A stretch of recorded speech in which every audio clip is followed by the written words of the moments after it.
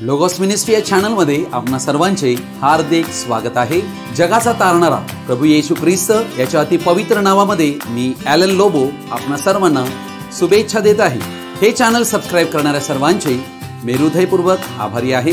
जर तुम्ही हे चॅनल सबस्क्राइब केले नसेल तर नवीन व्हिडिओज मिळण्यासाठी तुम्ही कृपया हे चॅनल सबस्क्राइब करावे, लाईक करावे आणि शेअर करावे ही विनंती।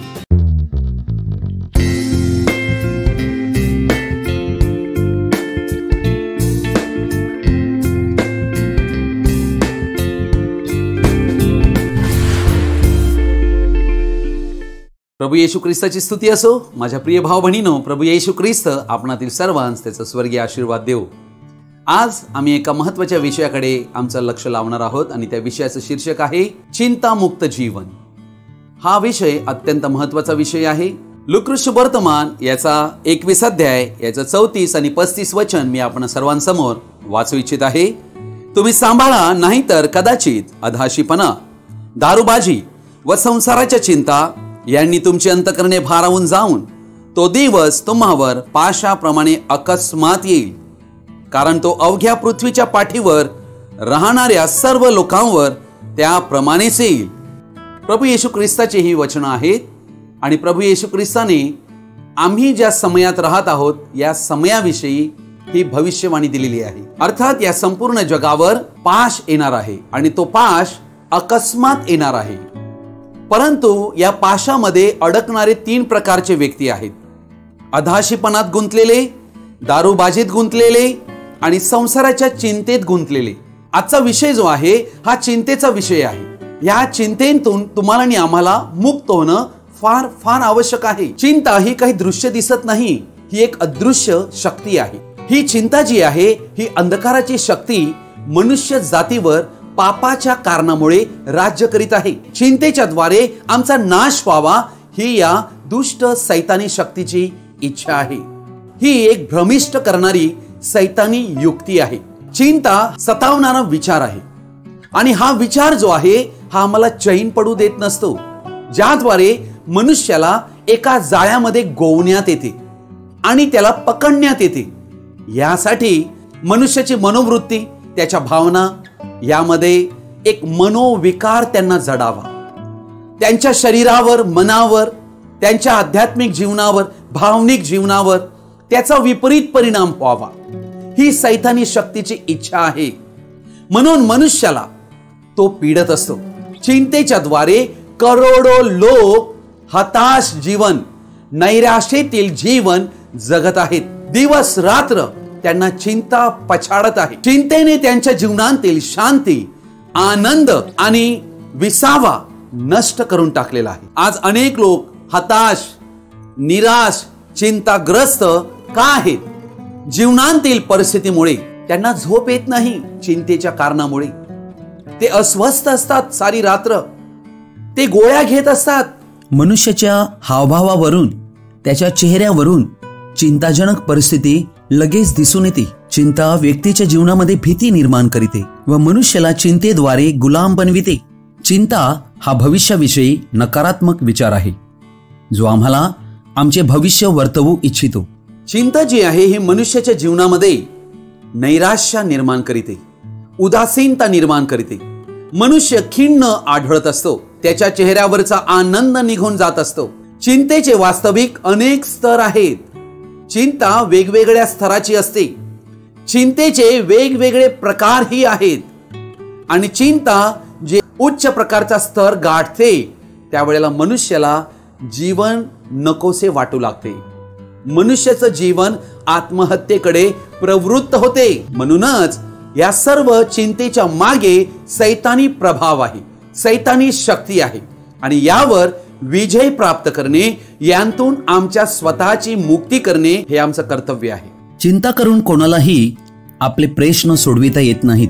चिंता जी आहे ती आम्हाला पुढील काळाविषयी, पुढच्या आठवड्याविषयी, पुढच्या महिन्याविषयी, पुढच्या वर्षाविषयी चिंता करण्यास प्रवृत्त करते। चिंतेचा विचार जेव्हा जेव्हा मनामध्ये येत असतो तेव्हा दीर्घ श्वास आम्ही घेत असतो।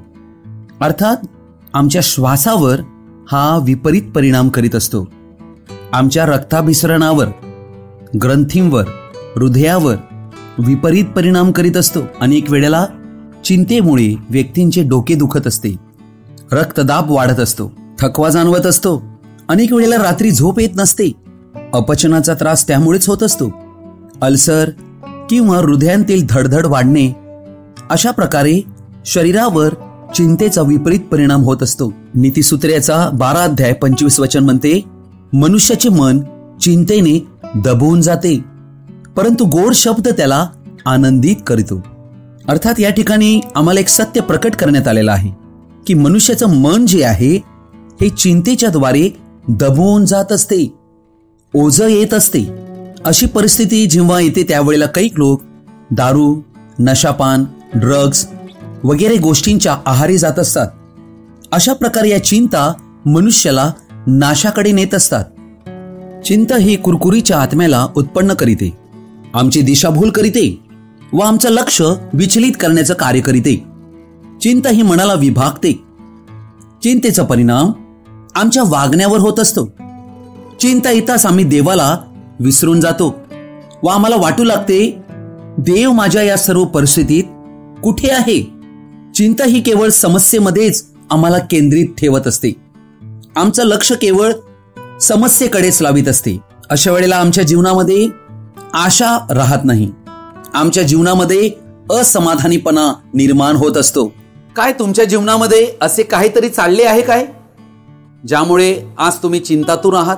आम्ही सर्वच जण जीवनातील समस्या, दुःख, भोग यांतून जात असतो. प्रभू येशू ख्रिस्ताने मत्ती शुभवर्तमान याच्या 13व्या अध्यायामध्ये एक दाखला दिला. हा पेरणाऱ्याच्या दृष्टांताचा दाखला होता आणि त्याचं स्पष्टीकरण देताना प्रभू येशू ख्रिस्ताने मत्ती 13 अध्याय याचा 22 वचनात म्हटले, काटेरी झाडामध्ये पेरलेला तो हा आहे की तो वचन ऐकतो, परंतु संसाराची चिंता व द्रव्याचा मोह ही वचनाची वाढ खुंटवितात आणि तो निष्फळ होतो. चिंता आणि द्रव्याचा मोह ही काटेरी झुडपं आहेत मनुष्यांच्या जीवनातील. ह्या सर्व गोष्टी देवाच्या वचनाला गुदमरविण्याची कार्य करीतात. संसाराची चिंता ही वचनाची वाढ खुंटविण्याची कार्य करीतात. म्हणजे आमचं ख्रिस्ती जीवन निष्फळ चिंतेच्या द्वारे होत असते. आणि या अशा प्रकारच्या संसाराच्या चिंता ज्या आहेत अनेकविध आहेत. म्हणून तुम्हाला आणि आम्हाला चिंतामुक्त जीवन मिळणे, प्राप्त होणे फार आवश्यक आहे. मत्ती शुभवर्तमान याचा 12वा अध्याय याच्या 22 वचनापासून मी वचन वाचत आहे. प्रभू येशू ख्रिस्ताने चिंतेविषयी इशारा दिलेला आहे. आमच्या ख्रिस्ती जीवनामध्ये चिंता नसावी ही प्रभूची इच्छा आहे. म्हणून वचन म्हणते, तेव्हा त्याने आपल्या शिष्यांना म्हटले, म्हणून मी तुम्हाला सांगतो, आपण काय खावे अशी आपल्या जीवाची अथवा आपण काय पांघरावे अशी आपल्या शरीराची चिंता करीत बसू नका. कारण अन्नापेक्षा जीव आणि वस्त्रापेक्षा शरीर अधिक आहे. कावळ्यांचा विचार करा, ती पेरीत नाही व कापणीही करीत नाही, त्यांस कणगी नाही व कोठारही नाही, तरी देव त्यांचे पोषण करीतो. पाखरांपेक्षा तुम्ही कितीतरी श्रेष्ठ आहात. तसे चिंता करून आपल्या आयुष्याची दोरी हातभर वाढवावयास तुमच्यामध्ये कोण समर्थ आहे? म्हणून अति लहान गोष्ट देखील जर तुमच्याने होत नाही तर इतर गोष्टींविषयी का चिंता करीत बसता? ज्या वेळेला आम्ही चिंता करीतो त्यावेळेला आम्ही स्वकेंद्रित जीवन जगतो आणि त्यामुळे आम्ही देवासमोर दोषी ठरतो. देव आम्हाला आमच्या चिंतेमध्ये सहाय्य करण्यास तयार आहे आणि देवाची अशी इच्छा आहे की आमच्या जीवनात येणाऱ्या समस्या, अनेक अडचणी आणि चिंता यामध्ये आम्ही देवाचं सहाय्य मागायला हवं. आणि ज्या वेळेला आम्ही देवाचं सहाय्य मागू, देव आम्हाला चिंता मुक्त जीवन प्रदान करतो. चिंतेला आम्ही आमच्या जीवनामध्ये कशी प्रतिक्रिया देतो? चिंता ही आमच्या जीवनात निराशा आणत असते. ही निराशा आम्हाला चांगल्या पद्धतीने हाताळणे अत्यंत आवश्यक आहे. आज ही गोष्ट खरी आहे की सर्वाधिक लोक या जगात चांगल्या प्रकारे ही परिस्थिती हाताळू शकत नाहीत. काही लोक चिंतेतनं मुक्त होण्याविषयी कधी प्रयत्न करीत नसतात. ते चिंतेमध्येच फार आपला वेळ घालवित असतात. जे तारणाऱ्या देवाला ओळखत नाहीत, त्यांच्या जीवनामध्ये चिंता, भीती, नैराश्य या त्यांच्या जीवनाचा भाग बनतात. देवाचा मार्ग न जाणल्या कारणाने ते अनेकावर दोषारोप करीत असतात, अनेकांना दोष देत असतात, रागावलेले असतात, कडूपणा आलेला असतो. आणि म्हणून अशी परिस्थिती आम्हाला हाताळण्यासाठी पवित्र शास्त्रांतून बोध घेणे, पवित्र शास्त्र याचं वाचन करणे आणि सत्याचं ज्ञान प्राप्त करणे फार फार आवश्यक आहे. बायबल हे सांत्वन देणारं पुस्तक आहे, कारण त्यात देवाचे शब्द आहेत व ते शब्द फारच सामर्थ्यवान आहेत. त्या शब्दामध्ये जीवनाचे परिवर्तन करण्याचं सामर्थ्य आहे. स्तोत्रसंहिता 42 अध्याय 5वं वचन म्हणते, हे माझ्या जीवा, तू का खिन्न झालास? तू आतल्या आत का तळमळत आहेस? देवाची आशा धर, तो मला दर्शन देऊन माझा उद्धार करीतो, म्हणून मी त्याचे पुनरुपी गुणगान गाईन. बघा, देव आहे म्हणून आम्हाला खिन्न होण्याची गरज नाही. परंतु देवाला काहीच अशक्य नाही असं देवाचं वचन आम्हाला सांगते. देव आमच्या सर्व चिंता व नैराश्य यांतून आम्हाला पूर्णतः सोडवू शकतो. पण पहिली कृती जी आम्हाला करणे आहे ती देवाकडे आम्हाला येणे आहे, कारण तोच आम्हाला या चिंतेत सांत्वन देऊ शकतो. चिंतामुक्त जीवन जगण्यासाठी आम्हाला काय करायला हवे? प्रथम देवाबरोबर व मनुष्यांबरोबर योग्य असायला लागेल.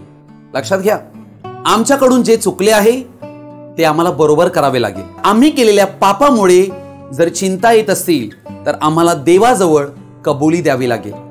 ज्या वेळेला आम्ही कबुली देऊन आमची पापे अपराध देवापुढे कबूल करून पश्चाताप करीतो, तेव्हा देव तुम्हाला आणि आम्हाला चिंतेतून मुक्त करीतो.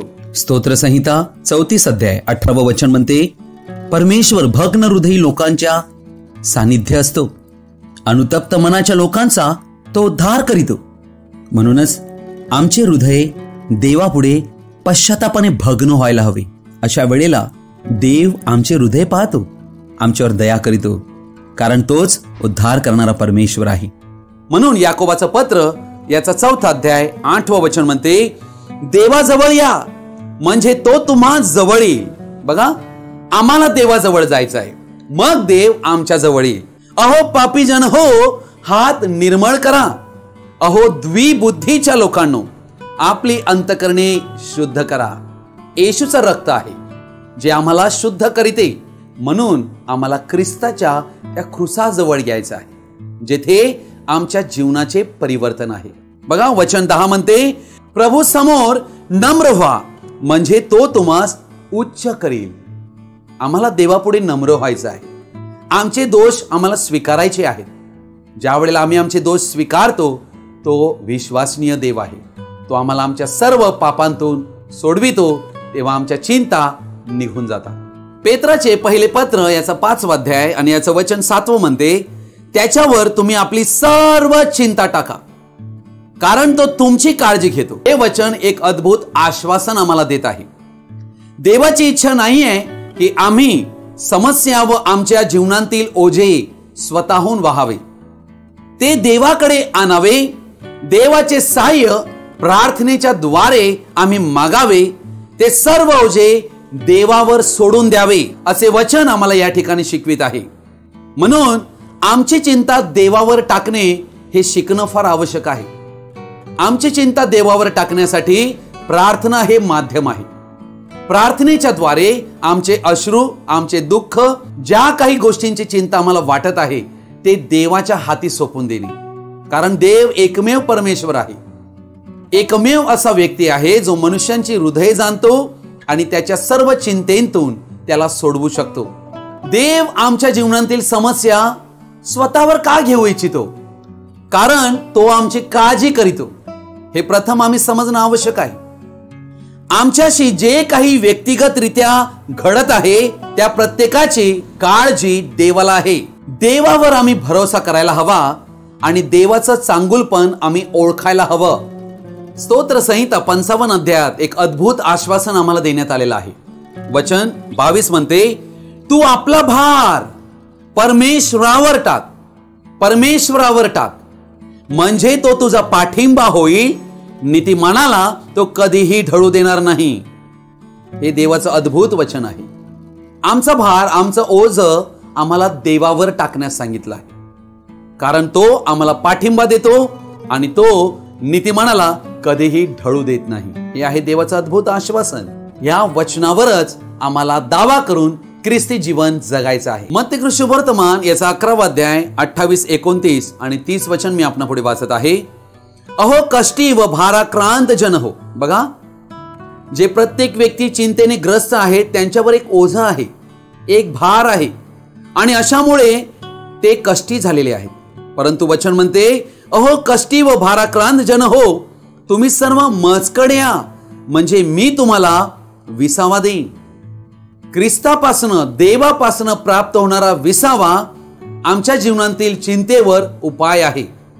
हा विसावाच आमच्या जीवनात आवश्यक आहे. मी जो मनाचा सौम्य व लीन आहे, त्या माझे जू आपणावर घ्या व माझ्यापासून शिका, म्हणजे तुमच्या जीवास विसावा मिळेल. कारण माझे जू सोयीचे व माझे ओझे हलके आहे.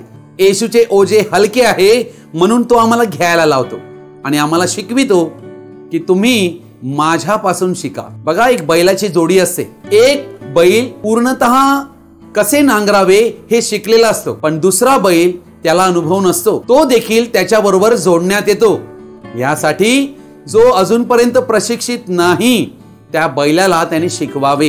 हीच गोष्ट ख्रिस्त आमच्या जीवनात करू इच्छितो. तो आम्हाला एकटे सोडत नाही, तो आमच्या बरोबर आहे आणि तो म्हणतो, तुमचे जू माझ्यावर लादा आणि माझ्यापासून शिका. आम्हाला ख्रिस्तापासून शिकणे आहे. ख्रिस्त आम्हाला शिकवू इच्छितो. आमची शिकण्याची इच्छा आहे काय? जर आमची शिकण्याची इच्छा आहे तर तो आम्हाला चिंतामुक्त जीवनामध्ये घेऊन जाईल. शमूएलचं पहिलं पुस्तक, याचा पहिला अध्याय, 2 वचन म्हणते, एल्काना नावाचा एक व्यक्ती आणि त्याच्या 2 बायका होत्या. एकीचे नाव हन्ना व दुसरीचे नाव पनिन्ना होते.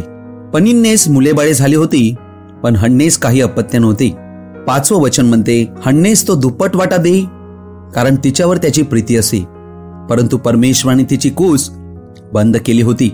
6वं वचन म्हणते, परमेश्वराने तिची कूस बंद केली हे पाहून तिची सवत तिला मनस्वी चिडवी, त्याने करून ती कुढत राही.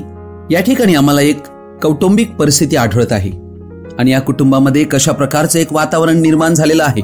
या ठिकाणी ही बहीण हन्ना फार दुःखी आहे. 7वं वचन म्हणते, शिलोस जाण्याचा त्याचा हा परिपाठ वर्षानुवर्षे होता. हन्ना परमेश्वराच्या मंदिरी गेली म्हणजे पनिन्ना तिला चिडवीत असे. तेव्हा ती रडे व काही खात नसे. तिचा पती एल्काना तिला एकदा म्हणाला, हन्ना तू का रडतेस? तू अन्नपाणी का वर्जिले? तुझे हृदय खिन्न का? मी तुला 10 पुत्रांपेक्षा अधिक नाही काय? शिलो येथे त्यांचे खाणेपिणे आटोपल्यावर हन्ना उठून गेली. त्या प्रसंगी परमेश्वर मंदिराच्या द्वाराच्या बाजूस एली याजक आपल्या आसनावर बसला होता. तिचे मन व्यथित झाल्यामुळे ती परमेश्वराची करुणा भाकून ढळाढळा रडली. ती म्हणाली, हे सेनाधीश परमेश्वरा, तू आपल्या या दासीच्या दुःखाकडे खरोखर अवलोकन करशील, माझी आठवण करशील. आपल्या दासीला विसरणार नाहीस. आपल्या दासीला पुत्र संतान देशील तर तो आयुष्यभर परमेश्वराचा व्हावा. एत दर्थ मी त्यास समर्पण करीन. त्याच्या डोक्यावर वस्त्रा फिरविणार नाही, असा तिने नवस केला. परमेश्वरापुढे ती अशी करुणा भाकत असता एली तिच्या मुखाकडे पाहत होता. हन्ना मनातल्या मनात बोलत होती. तिचे ओठ हालत होते, पण तिचा शब्द ऐकू येत नव्हता. म्हणून एलीस वाटले की ही दारूच्या नशेत असावी. एली तिला म्हणाला, तू कोठवर नशेत राहणार? तू आपल्या द्राक्षरसाच्या नशेंतून मुक्त हो. हन्ना त्यास म्हणाली, माझे स्वामी, मी दुःखित हृदयाची स्त्री आहे. मी द्राक्षरसाचे किंवा दारूचे सेवन केलेले नाही. मी परमेश्वरासमोर मन मोकळे करून बोलत आहे. मी आपली दासी कोणी अधम स्त्री आहे असे समजू नका. मला चिंता व क्लेश मनस्वी झाल्यामुळे मी एवढा वेळ बोलत होते. तेव्हा एली तिला म्हणाला, तू सुखाने जा. इस्रायलाच्या देवाने जे मागणे तू केली आहे ते तो देवो. ती म्हणाली, या आपल्या दासीवर आपली कृपादृष्टी होवो. मग त्या स्त्रीने परत जाऊन अन्न सेवन केले व यानंतर तिचा चेहरा उदास राहिला नाही. या ठिकाणी आम्हाला हन्ना एक दुःखित हृदयाची स्त्री आढळत आहे. 16व्या वचनात म्हटल्याप्रमाणे तिला फार चिंता आणि क्लेश मनस्वी झालेली आहेत. परंतु 15व्या वचनात आम्ही पाहत आहोत, तिने आपले मन परमेश्वराच्या समोर मोकळे केलेले आहे.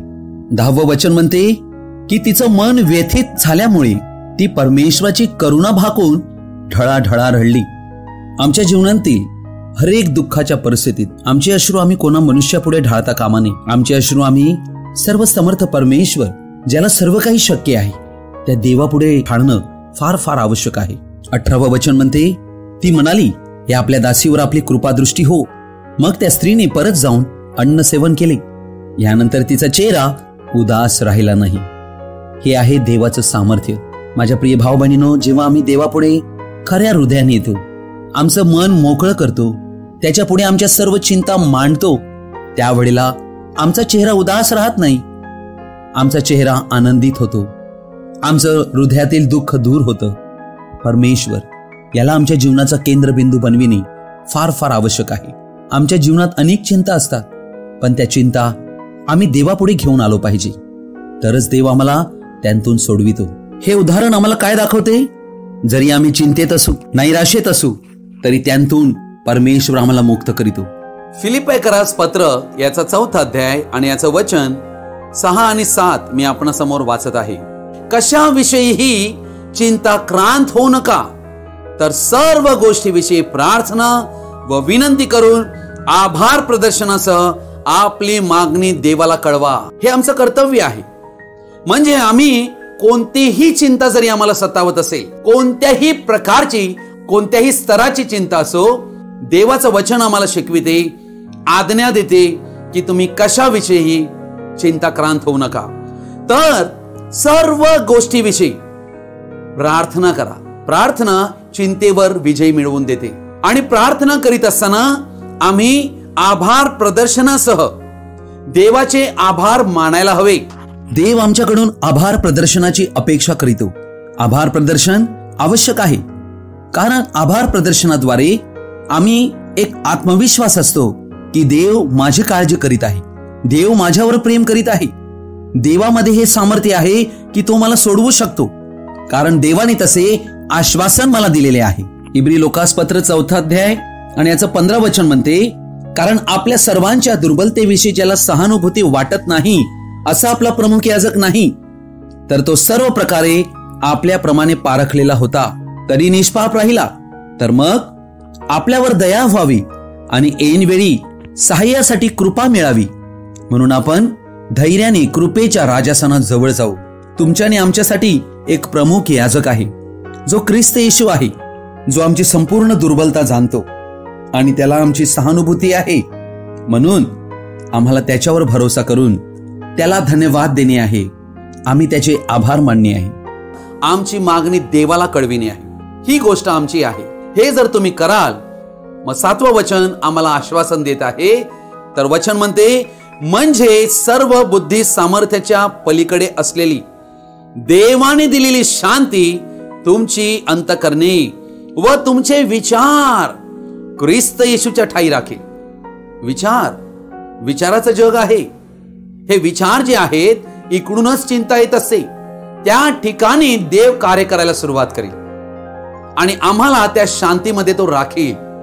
हे देवाचं आम्हाला दिलेलं अद्भुत आश्वासन आहे.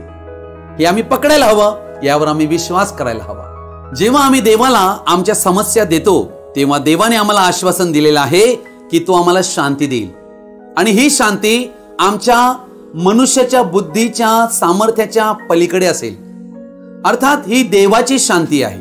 देवाची शांती हाच आमच्या चिंतेवर दैवी उपाय आहे. शांती, देवाकडून प्राप्त होणारी शांती ही चिंतेवर एकमेव उपाय आहे. जी देव शांती देतो ती तुम्हाला आणि आम्हाला हवी आहे. ती शांतीच आमच्या जीवनामध्ये सर्व चिंतेतून आम्हाला मुक्त करीते. यशायाचं पुस्तक 26 अध्याय 3 वचन म्हणते, ज्याचे मन तुझ्या ठाई स्थिर झाले आहे, त्यास तू पूर्ण शांती देतोस, कारण त्याचा भाव तुझवर असतो. म्हणजे देवाच्या ठाई जर आमचं मन स्थिर होईल तर आम्हाला पूर्ण शांती मिळते, कारण आमचा भाव विषयक, आमचा भरोसा देव बनतो. म्हणून आमचे लक्ष समस्येवर ठेवू नये. ज्या वेळेला आमचे लक्ष केवळ समस्येवर राहते, त्यावेळेला आम्हाला देवाकडून उत्तर मिळत नाही. आमचे लक्ष देवावर लागायला हवे. आमचे मन देवावर बसायला हवे. हीच चिंतेतनं मुक्त होण्याची गुरुकिल्ली आहे. आम्हा स्वतःला रागीट व्यक्तीपासून, मूर्ख व्यक्तींपासून आणि आक्रमक व्यक्तीपासून व अयोग्य व्यक्तीपासून स्वतःला दूर ठेवायचं आहे. सर्वाधिक समस्या आमच्या जीवनात अशा प्रकारच्या व्यक्तींची संगत केल्या कारणाने जीवनामध्ये उद्भवत असतात आणि म्हणून आमची संगत आम्हाला पारखणे आहे आणि वाईट संगत आम्हाला सोडणे आहे. स्तोत्र संहिता 1 अध्याय 1 वचन म्हणते, जो पुरुष दुर्जनांच्या मसलतीने चालत नाही, पापी जनांच्या मार्गात उभा राहत नाही आणि निंदकांच्या बैठकीत बसत नाही, तो धन्य आहे.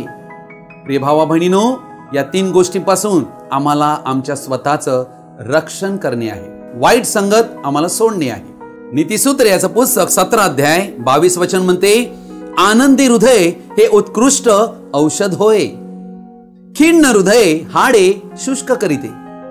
तुम्ही आणि आम्ही आमच्या जीवनामध्ये आनंदी राहण्याची तत्वे शिकून घेणे फार आवश्यक आहे. आनंद जो आहे हा या जगातील आनंद नाही, देवापासून प्राप्त होणारा आनंद. चिंता कितीही असो, त्या चिंतेवर आम्हाला विजय देतो. भूतकाळातील ज्या गोष्टी आहेत त्या आम्हाला विसरून जायच्या आहेत. फिलिप्पीकरास पत्र याचा 3 अध्याय 13 वचन म्हणते, बंधूंनो, मी अद्याप ते आपल्या कयात घेतले असे मानित नाही, तर मागील गोष्टींकडे दुर्लक्ष करून व पुढील गोष्टींकडे लक्ष लावून. बघा, आम्हाला 2 गोष्टी करायच्या आहेत. मागील गोष्टी याकडे दुर्लक्ष करायचं आहे आणि पुढील गोष्टींकडे आम्हाला लक्ष केंद्रित करायचं आहे. तरच आम्ही चिंतेतून मुक्त होऊ शकतो की देव भविष्यात आमची काळजी घेईल. म्हणून भूतकाळ आम्हाला विसरून जायचं आहे आणि वर्तमान काळात देवाचं वचन पकडून आम्हाला देवावर भरोसा करून चालायचं आहे. ज्या वेळेला चिंता आमच्या जीवनामध्ये येत असतात तेव्हा आम्ही योब नावाच्या व्यक्तीची सदैव आठवण करावी. हा योब नावाचा व्यक्ती एक सात्विक व सरळ असा व्यक्ती होता, जो देवाला भिवून वागत असे आणि पापापासून दूर राहत असे. परंतु या योबाच्या जीवनामध्ये खूप नुकसान, नासाडी आणि शारीरिक पीडा, आजार यांतून त्याला जावे लागले होते. ज्या वेळेला त्याच्या जीवनात सर्व काही नष्ट झाले आणि एकाच दिवशी त्याचे पुत्र, त्याच्या कन्या हे मरण पावले. त्याची गुरेढोरे, त्याची सर्व मालमत्ता, ही संपत्ती एकाच दिवसात उद्ध्वस्त झाली. योबाचं पुस्तक 1 अध्याय 21 वचनात योबाने यावर प्रतिक्रिया काय दिली? मी मातेच्या उदरांतून नग्न आलो आणि तसाच जेथून नग्न आलो तेथे परत जावायचं आहे. परमेश्वराने दिले आणि परमेश्वराने नेले, धन्य परमेश्वराचे नाम. या ठिकाणी योबाची प्रतिक्रिया आम्हाला खूप काही शिकवून जात आहे. आमच्या जीवनामध्ये आमचं थोडं काही झालं तर आम्ही लगेच कुरकुर करीतो. आमच्याकडे जीवनात तक्रार करण्यासारख्या पुष्कळ गोष्टी उद्भवतात. योबाचं पुस्तक 2 अध्याय 7व्या वचनात आम्ही जर पाहिलं, सैतान परमेश्वरासमोरून गेला आणि त्यांनी योबास मोठमोठ्या गळवांनी नकशी खात अतिशय पिडिले. योबाने आपले अंग खाजविण्यासाठी एक खापरी घेतली आणि तो जाऊन राखेत बसला. तेव्हा त्याची स्त्री त्याला म्हणाली, तुम्ही अजून सत्व धरून राहिला आहात काय? देवाचे नाव सोडून द्या आणि मरून जा. तो तिला म्हणाला, तू धर्महीन स्त्रियांप्रमाणे बोलतेस. देवापासून सुखच घ्यावे आणि दुःख घेऊ नये काय? या सर्व प्रसंगी योबाने आपल्या वाचेने काही पाप केले नाही. ही योबाची प्रतिक्रिया आहे. या ठिकाणी आम्ही पाहत आहोत, अकस्मात आलेल्या संकटामुळे, अकस्मात झालेल्या नाशामुळे, अकस्मात आलेल्या दुःख, पीडा, अश्रू या सगळ्यामुळे देवाकडेच पाहत आहे. माझ्या प्रिय भाऊ बहिणीनो, हे योबाचं पुस्तक आम्हाला आमच्या कठीण जीवनात, आमच्या कठीण प्रसंगात आम्हाला खूप आशा, सांत्वन, धीर देणार आहे.